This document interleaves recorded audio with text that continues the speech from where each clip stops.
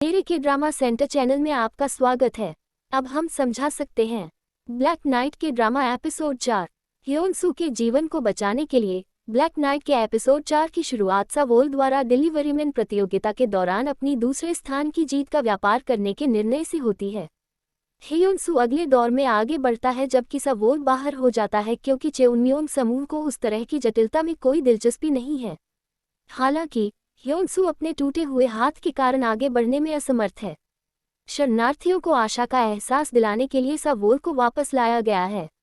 रियू सेवेक अपने बायोडेटा और गोपनीय व्यक्तिगत जानकारी के आधार पर लोगों के एक चुनिंदा समूह को अपने हाल ही में विकसित जिले में ले जाकर शरणार्थियों की सामूहिक हत्या करने का प्रयास कर रहा है। वह आनुवंशिक रूप से श्रेष्ठ लोगों का उपयोग करके एक बिल्कुल नई दुनिया बसाने का प्रयास कर रहा है। रियू सेवेक सियोलाह और रक्षा खुफिया कमान से सहायता का अनुरोध करता है। इसके अतिरिक्त उसके कथित नेक इरादे वाले पिता को सूचित नहीं किया गया है। 5-8 से सुराग प्राप्त करने के बाद सियोलाह उन पुरुषों को देखने की कोशिश करता रहता है जिनके पास त्रिकोण टैटू हैं। जब ये चल रहा होता है 5-8 और उसका समूह जिला ए की ओर जाने वाली एक उत्पादन इकाई को नष्ट कर देते हैं। हालांकि सावोल के साथ वापस आ गया और वह प्रतियोगिता के अगले चरण में आगे बढ़ गया।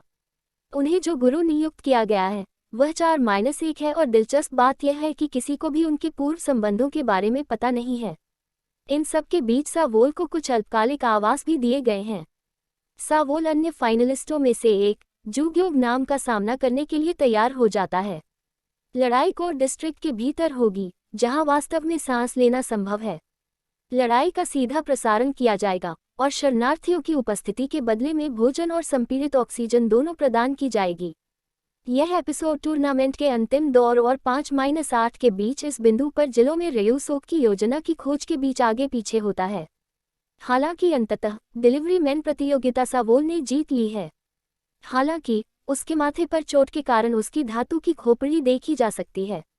जब वह आनंद ले रहा था रियू सेवेक ने इसे नोटिस किया। 5-8 जिलों की ओर भागते हैं लेकिन उन्हें बहुत देर हो चुकी होती है। कई शरणार्थी बस्तियों में बम विस्फोट हुए जिससे वहां रहने वाले लोग मारे गए।